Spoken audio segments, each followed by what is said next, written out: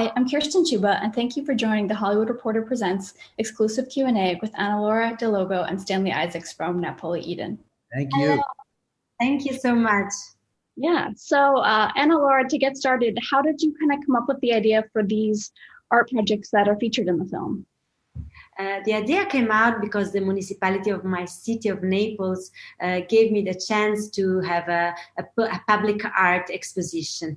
At the same time, I met the Italian Aluminium Recycling Consortium, and they were observing my artistic research, and they proposed me to do something with recycled aluminum. So I thought, that God gave me the chance to match these two things, and I suddenly understood that could be a great idea to use this recycled aluminum to, to tell a rebirth and also a new project that was going towards light. The word aluminium comes from Latin, that it comes from ad lumen, so it's a journey towards the light. And so this light always has fascinated me during my artistic research, because I always try to use art to enlighten people on topics that are not very well known, so are a little bit ignored. So I chose aluminium because aluminium is a very good, important symbol of the circular economy and of a concept of sustainability, and because it's the only material that can be recycled forever, so it never ends the time it can be recycled. So I went in this amazing discarded deposit of aluminium, and I really found an extraordinary atmosphere. And I thought, it was really magnificent. It was a magnificent situation where all these shiny,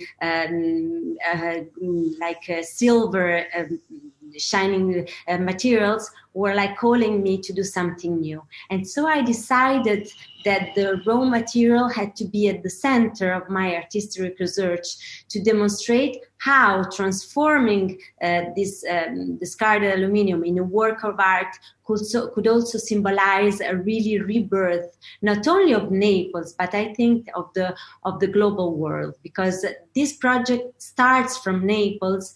But I think that it wants to destroy all the geographical barriers and wants to bring a connection, especially in this period that, we have this social distancing.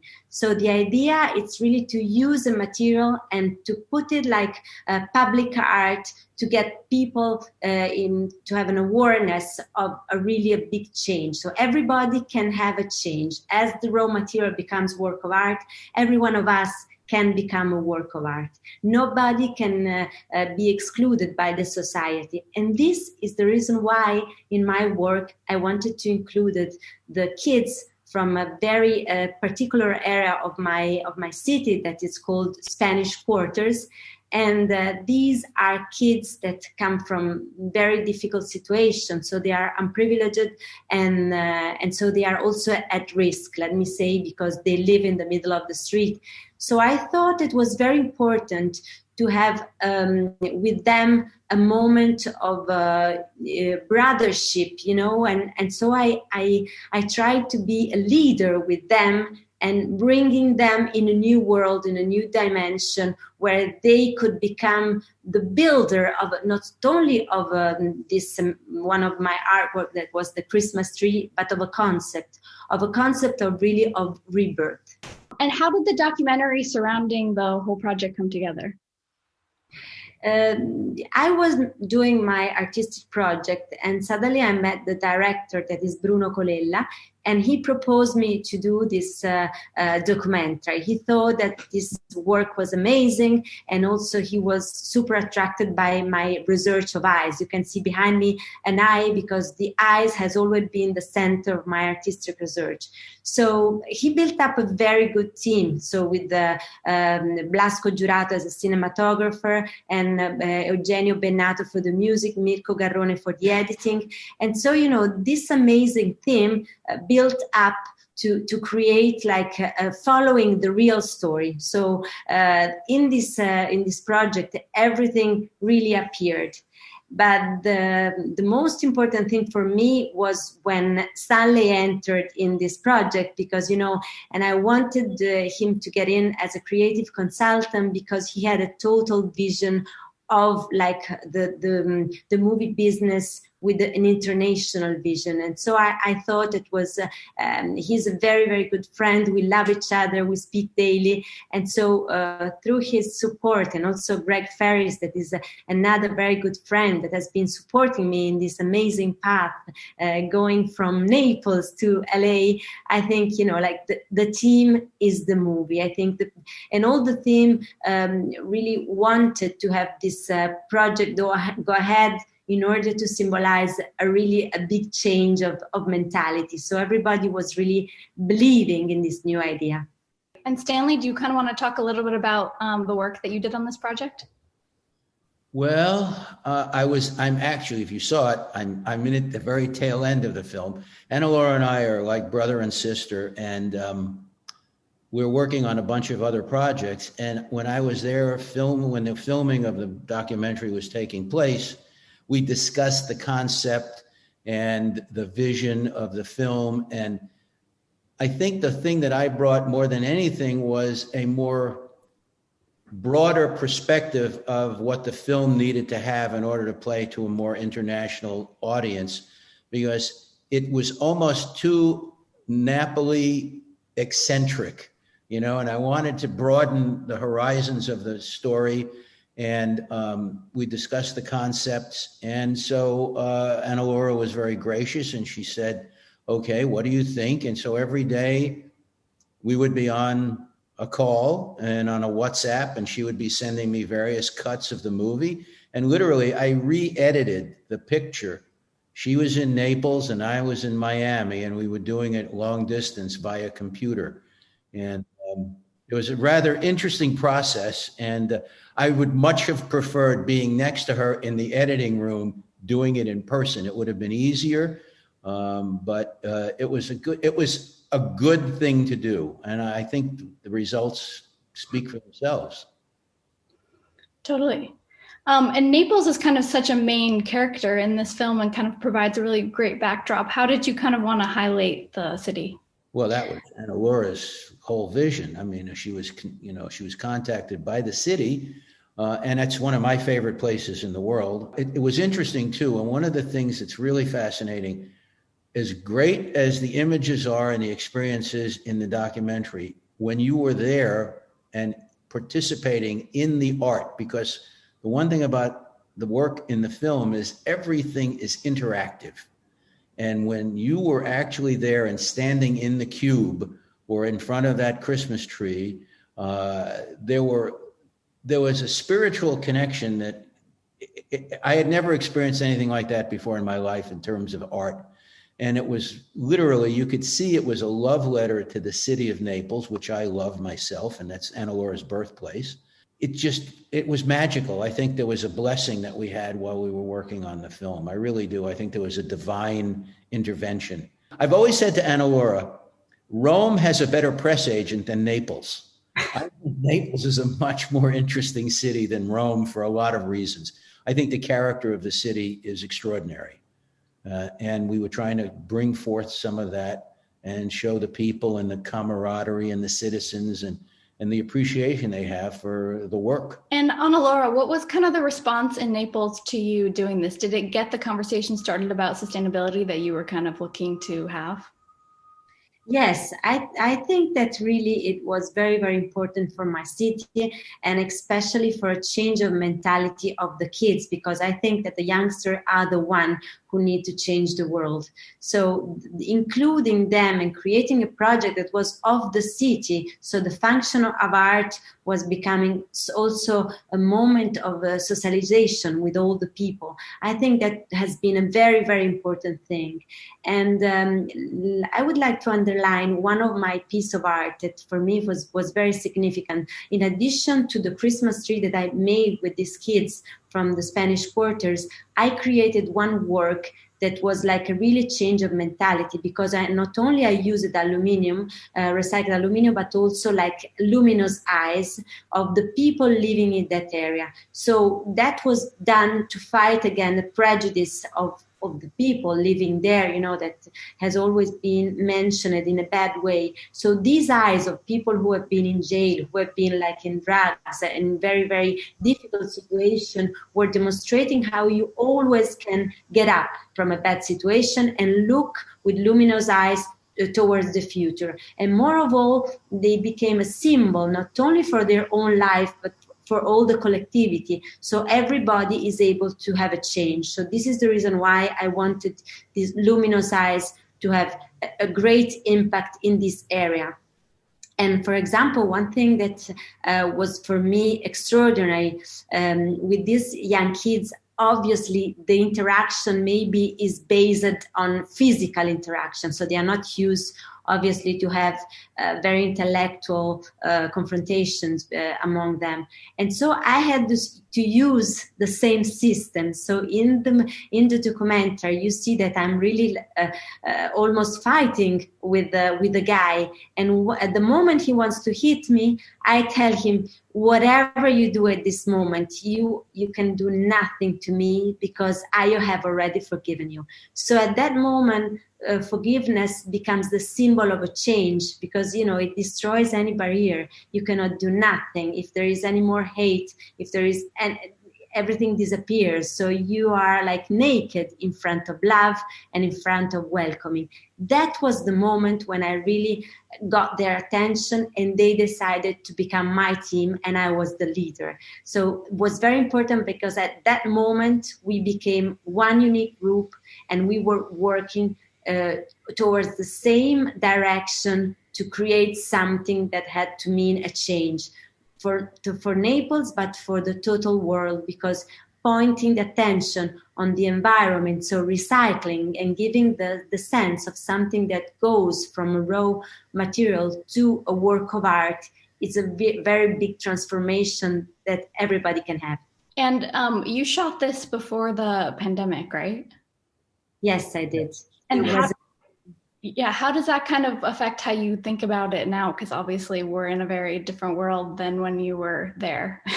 We were, for me, I was supposed to be going, I was scheduled to go in last March, because the movie was supposed to open then all over Italy. We were going to do press and everything. And I couldn't wait to go back to Naples. And then that thing hit us, and none of us were allowed to go anywhere.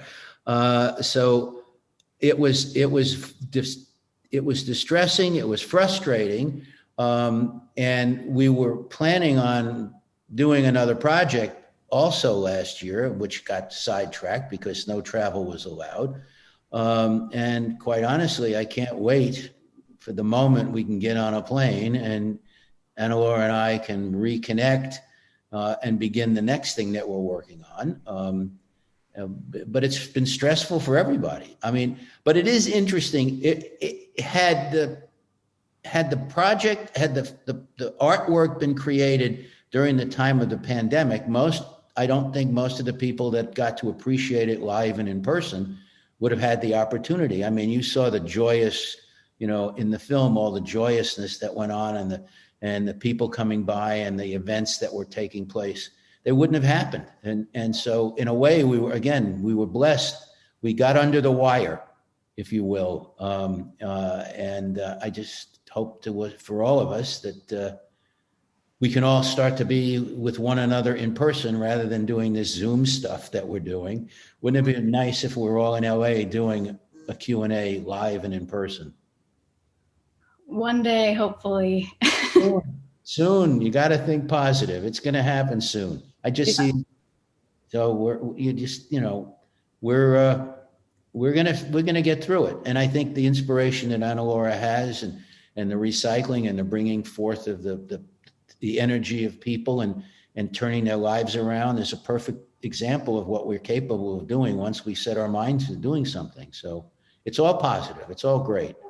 Yeah. And I think also this situation gave us also the chance to have this documentary enlightened, because maybe now more than before, we do need, especially like a rebirth. We do need to understand the essential things of the world, and we do need like the environmental safeguard and the social inclusion that are the most important things to create a healthy society and a healthy world, because everybody should lead in the same direction.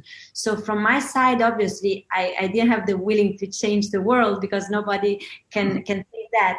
But I think that small things, more interventions, sometimes give a small signal that everybody can use it as an example. So from my part, leading these guys and becoming a guide has been very important, because it was not only for the movie, for the time that we had the documentary, but it was very important because I'm still their point of reference. So I know everybody of them, what is doing, what they would like to do, their difficulties. So it's very nice that this kind of project destroyed all the social barriers, and really now Naples has been also like, there has been a very, very big press around the movie, because everybody was attracted by this new idea, by using a material to show something that can change. One thing I want to say that I meant to say earlier, when you asked me about what my participation was, one of the things that fascinated me the most overall was being able to examine the creative process through the mind of the artist as the process was going along, which is something we don't necessarily always get to see. Most of the time you see a piece of art, it's finished, and you look at it and you appreciate it, or you don't, for whatever reason. But very rarely do we get to follow an artist as they're going through the process of creating their art and their inspiration, and how you go from concept to completion, which I think the documentary does a pretty good job of showing and giving us insight into the mind of the creative artist, which I was very happy to be part of. Yeah. And Annalaura, I know for a long time you've kind of used art to comment on social issues. What's kind of the value of using art to comment on these bigger picture things, especially something like sustainability?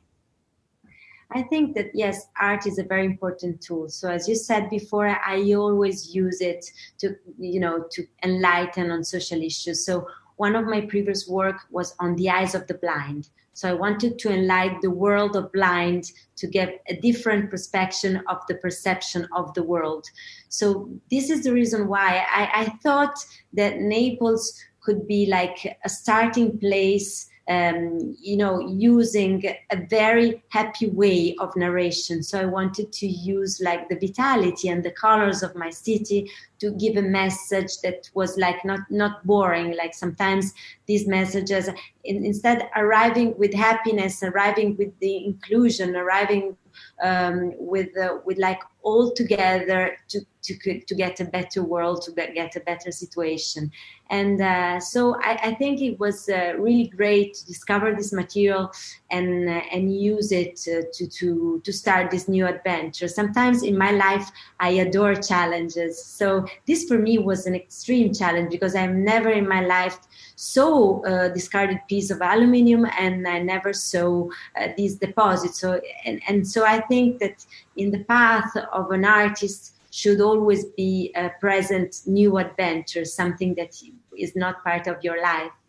So I also have been at the Venice Biennale. I was invited there, and also there I made a new work, instead using the wood, engraved wood, and I used it like it was called Genesis. So I started exploring the Genesis through this other material, through painting, through engraving the wood. So I think it's amazing how an artist can always use all the kind of media to put them together and to give a new perspective of the world. And something that I thought was interesting about this documentary is it kind of feels almost like a scripted film in parts. It's not necessarily the typical documentary that we're used to seeing with lots of sit-down interviews and things. How did you guys kind of come up with that approach? I think that the idea, yes, was to create something that was following my life, but in a very high level way. So also the cinematographer, he is great, he's Blasco Giurato.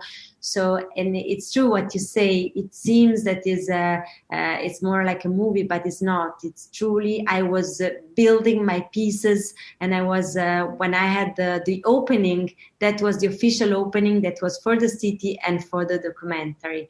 So it really got step by step all the moments of my life.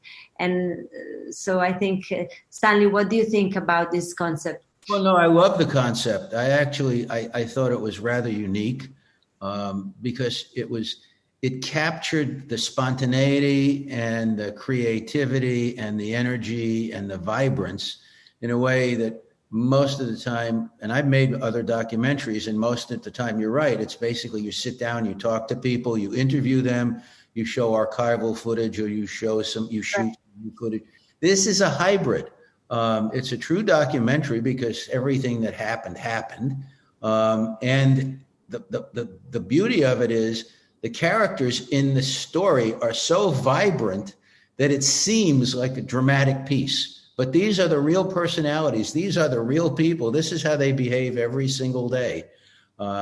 And again, part of it, I think, is the energy of the city of Naples. There's this magical, I keep using that word, that there's a magical quality to that marvelous city that brings out so much joy and wonderment. One of the funniest things is when my husband, he says, I have to tell you something. I have to tell you that I really don't understand what you're doing. That's reality.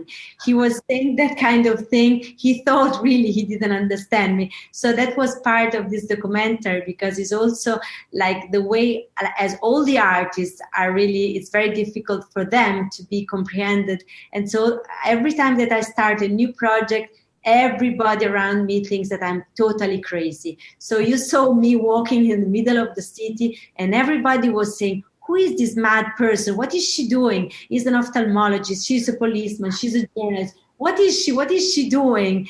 Anybody could understand what I was doing. So, and I think that's a great challenge, because you have to leave people the time to get into the project. At the moment, it becomes of everybody. So now I'm super happy, because I think that Napoli Eden is not anymore my project, but it became a project of the collectivity, and so really a symbol of change.